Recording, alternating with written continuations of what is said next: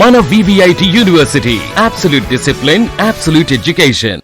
ఇప్పుడు ఉస్తాద్ భగత్ సింగ్ సినిమాకి డేట్స్ ఇవ్వటం, ఆయన పాలిటిక్స్ లో పవన్ కళ్యాణ్ గారు బిజీగా ఉంటుంది. దీని కారణంగా ఏర్పడినటువంటి ఒక వ్యాక్యూమ్ లో మీరు ఈ సినిమా తీశారు. వ్యాక్యూమ్ అని కాదు, ఆయన ఖచ్చితంగా ఎలక్షన్ కోడ్ ప్రకారం ఆయన ఇప్పటిదాకా దొరకడం అనేటువంటి తెలిసిపోయింది. పోటీ చేస్తున్నారు కాబట్టి 3 నెలల ముందు ఎలక్షన్ కోడ్ రాగానే ఆయన పబ్లిక్ కాబట్టి ఆయన ప్రచారంకి వెళ్ళాడు, మేము షూటింగ్ వెళ్ళాం.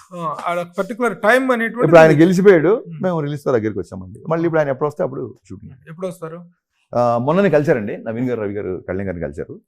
So as soon as possible ఆయన ఈ సినిమాటిక్ రెస్పాన్సిబిలిటీస్ ఫినిష్ చేసుకుందాం అనే మూడ్లో ఉన్నారు. సో ఖచ్చితంగా త్వరలోనే సినిమా స్టార్ట్ అవుతుంది. ఎవరిది? మీద వాళ్ళది. ఆ 2 సినిమాలు చాలా తక్కువ డేస్ ఉందండి షూటింగ్. ఆ 2 సినిమాల్లో నెంబర్ ఆఫ్ డేస్ చాలా తక్కువ మిగిలింది. నా సినిమా చాలా ఎక్కువ ఉంది. ఆ 2 ఫినిష్ అయినా ముందు మీకే ఎలా వచ్చినా హ్యాపీ. యాజ్ ఫ్యాన్ గా మాకు ఉంటుంది, ఏది వచ్చినా పవన్ కళ్యాణ్ గారి సినిమానే. హరిహర నిర్మలకి నేను ఉస్తాద్ భగత్ సింగ్ ఇంతవరకు బిగినింగ్ స్టేజ్ లో ఉంది. అది ఒక బిగినింగ్ అయింది, ఒక 10%, 30%, ఒక 20% అయింది. 80% ఉస్తాద్ భగత్ సింగ్ క్యారెక్టర్ ని మీరు ఒక ఫ్రేమ్ వర్క్ లో చేసి ఉంటారు. తనకున్నటువంటి సినిమా స్టార్ గా, పవర్ స్టార్ గా తనకున్న ఇమేజ్ ఫ్రేమ్స్ లోనే మీరు ఆ సినిమా సబ్జెక్ట్ చేసి ఉంటారు. ఈ రోజున అతని ఇమేజ్ స్టార్ అనేటువంటిది ఒక అబ్నార్మల్ రేంజ్కి వెళ్ళిపోయింది.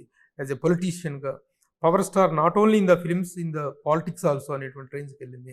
అలాంటప్పుడు మీ సబ్జెక్టు మీద ఆ దాని తాలూకు ఇంపాక్ట్, ఆ ఎన్హాన్స్డ్ ఇమేజ్ మీద మళ్ళీ ఫ్రెష్గా వర్కౌట్ చేయాల్సిన అవసరం ఉంటుందంట.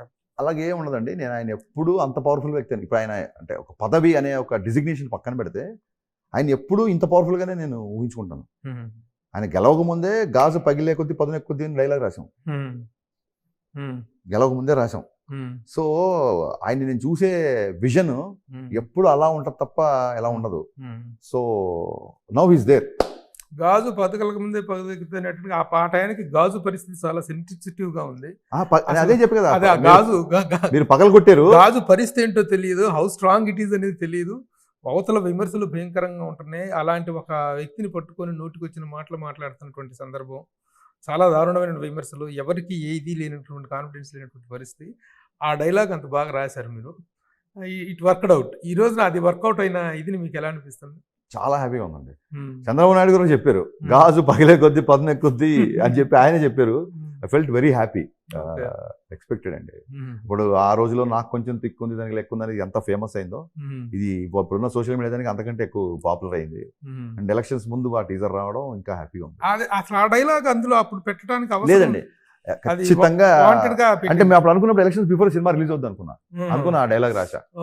ఒక వ్యక్తి దాన్ని ఏమంటారు, క్షతగాత్రుడు అయిపోయి ఉన్నాడు దెబ్బలు తీసుకొని. సో ఒక గాజును పగలగొట్టారు మీరు, దాని పదును చూస్తారు అన్న థాట్ నుంచి వచ్చిన dialogue. Very good. It helped a lot. అంటే ఇన్ ద సెన్స్ ఏముందండి, చంద్రుడిగా నూలుపోవు. ఆయన డెడికేషన్ అండ్ డిటర్మినేషన్ ముందు మన క్యాంపెయినింగ్ ఎంత. How you are feeling about his phenomenal success? Very very happy అండి. ఆయనకి ఏ స్పేస్ ఇష్టమో ఆ స్పేస్ లో ఉన్నారు. మీరు చూడండి, పదవి వచ్చింది కదా అని చెప్పి ఆయన పదవిని ఎంజాయ్ చేయట్లా, పదవిని రెస్పాన్సిబిలిటీ చూపిస్తున్నారు. పొద్దున్న లేస్తే జనాలు వాళ్ళ అర్జీలు, దానికి తగ్గట్టుగా యాక్షన్. మెంటల్గా ఒక వ్యక్తి ఇంతమందిని రోజు కలుస్తుంటే మెంటల్గా ఎంత డ్రైన్ అయిపోతారు, ఎంత ఎనర్జీ కావాలి. ఏదో మొహమాటానికి ఓకే మా తర్వాత అని కుదరం కదా. వాళ్ళ సమస్య ఓపికగా వినడం, దాన్ని నోట్ చేసుకోవడం, దాని తాలూకు వ్యక్తుల్ని పురమాయించడం, దాన్ని చేయడం, మెంటల్గా ఎంత డ్రైన్ అయిపోతున్నారా అనేది నా ఒక చిన్న కన్సర్న్. తప్పితే I'm very happy because he always want to do this. Now is doing with power. ఈ 3 సినిమాల తర్వాత ఈ 3ట్లో లాస్ట్గా వచ్చేది ఉస్తాద్ భగత్ సింగ్ అనుకోవచ్చు. ఇంకా 2 ఫినిషింగ్ స్టేజ్లో ఉన్నాయి. అయిపోయిన తర్వాత మీరు మొదలు పెడితే ఆ తర్వాత పవన్ కళ్యాణ్ అనే ఒక స్టార్ మనకు ఉంటారా? కేవలం పొలిటికల్ స్టార్ గానే కంటిన్యూ అవుతారు? సార్ పవన్ కళ్యాణ్ గారు స్టార్ ఎప్పటికీ స్టారే సార్. ఆయన సినిమాలు ఫ్లాపుల్లో ఉన్నప్పుడు కూడా ఆయన మన స్టార్ గానే చూసాం కదా.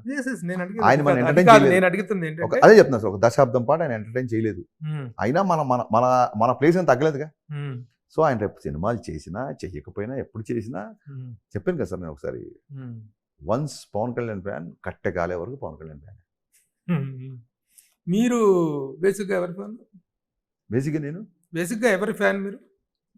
అంటే ఒక స్కూల్ డేస్ నుంచి ఎవరైనా అసలు నోగా చెప్పలేరు దానికి. చిరంజీవి గారి ఫ్యాన్. సడన్గా ఒక సీతారామ శాస్త్రి గారు రాసినట్టు మిస్సైల్ లాగా కళ్యాణ్ గారు వచ్చారు. బాల్యం చిరంజీవి గారితో, యవ్వనం కళ్యాణ్ గారితో అలా పోతుంది ఇప్పుడు.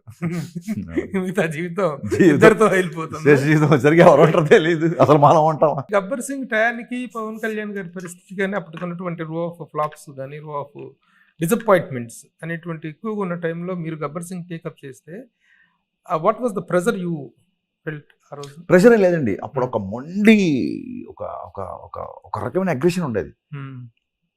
I was 31, 29, 30లో స్టార్ట్, 30s ఎర్లీ 31 కూడా ఆ టైంలో వచ్చింది నాకు గబ్బర్ సింగ్. నాకు ఒక అగ్రెషన్ ఉండేది. అసలు నేను చూపిస్తా మా హీరోని, ఫ్యానే అసలు. డైరెక్టర్ అనే విషయం మర్చిపోయింది సెట్లో. ఒక ఫ్యాన్గా అసలు నేనేంటో ఇప్పుడు చూడండి మా హీరోని, ఈ డైలాగ్ చెప్తే చూడండి రేపు ఎలా ఉంటుందో, ఈ ఫైట్ చూడండి, ఈ డ్యాన్స్ అంటే కళ్యాణ్ గారు డ్యాన్స్ అంటే తమ్ముడు తల్లి ప్రేమ డ్యాన్స్ చూసే కదా మేము ఇక్కడ దాకా వచ్చాము అని ఒక దాన్ని ఏమంటారు చూసారా, ఒక నేను చూపిస్తా అన్న ఒక చిన్న ఒక క్రియేటివ్ ఆర్గన్స్ ఉండేది, అగ్రెషన్ ఉండేది. ఆర్గన్స్ కూడా కాదు, భయంకరమైన అగ్రెషన్ ఉండేది. ఒక ఒక టెంపర్ మీద ఉండే ఆ సినిమా జరిగిన సేపు, దాని తాలూకు రియాక్షన్. ఇప్పుడు పవన్ కళ్యాణ్ గారి కెరీర్ చూస్తే ఫస్ట్ సినిమా నుంచి తొలి ప్రేమ దాకా ఒక ఫేజు, తొలి ప్రేమ నుంచి జరిగినటువంటి సక్సెస్లు ఫెయిల్యూర్స్ ఖుషీకి ఇవన్నీ ఇవ్వకపోతే అదొక second phase. From Gabbar Singh నుంచి ఒక ఫేజ్, ఒక డిఫరెంట్ వెరీ హైప్డ్ ఫేజ్ అనేటువంటిది స్టార్ట్ అయింది గబ్బర్ సింగ్ దగ్గర నుంచి. And you are the beginner of that phase. How proud you feel about that? Sir 100% sir. Kalyan గారు అనే పుస్తకంలో గబ్బర్ సింగ్కి ఒక అధ్యాయమో ఒక పేజో ఉండడం అనేది నా అదృష్టం. I feel very honoured and very blessed and very responsible also. అలాగే ఈ పొలిటికల్ ఎంట్రీలో కూడాను తన యొక్క జర్నీ అనేటువంటిది చాలా అసాధారణంగా వెళ్ళింది. ముఖ్యంగా కూటమి ఏర్పాటు అనేటువంటి దాంట్లో తను తీసుకున్నటువంటి నిర్ణయం కానీ, తను పడిన అవమానాలు, తీసుకున్న అవమానాలు, చేసిన త్యాగాలు, ఈ రోజున ఆంధ్రప్రదేశ్లో ఈ ప్రభుత్వ ఏర్పాటుకి జరిగినటువంటి నాకు సుమన్ టీవీ నుంచి సడన్ గా TV9లోనూ NTVలో కూర్చొని ఫీలింగ్ వస్తుంది. చిన్న పొలిటికల్ డిబేట్కి వెళ్ళిపోతుంది ఇది.